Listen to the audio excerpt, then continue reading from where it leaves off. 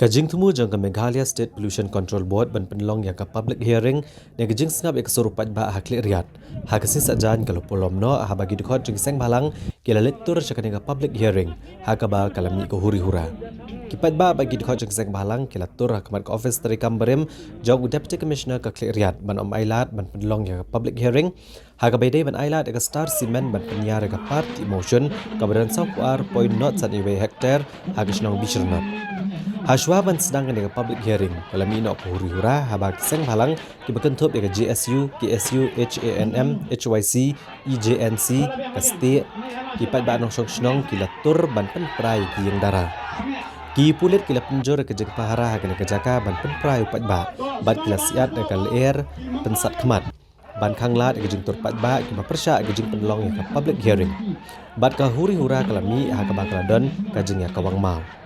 Ngut ki pulit kila Mynsaw jur bat katung ni gidkhot jik seng balang ru kila Mynsaw na ka jing ya kawang mau kani gesngi.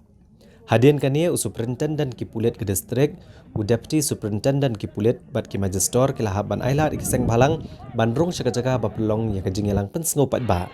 Hendrai mare poy kani ka jaga ki seng balang kila penjot bat penprai ki yang dara bat mu ban penlong ya ka jing yalang. U Deputy Commissioner ke distrik East Janta Hills uba I Karmalki hadian balami kani ko Huri Hura. Ularai ban pensengiat asendon ya kena ke public hearing.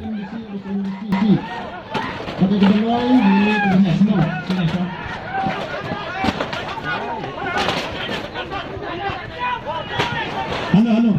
Di para cipai. Hagini kesengnya sampai bulan ni nang yelang. Yopi. Debawa saya saja kau ang declare usam ha Deputy Commissioner declare go betok tadi public hearing itu.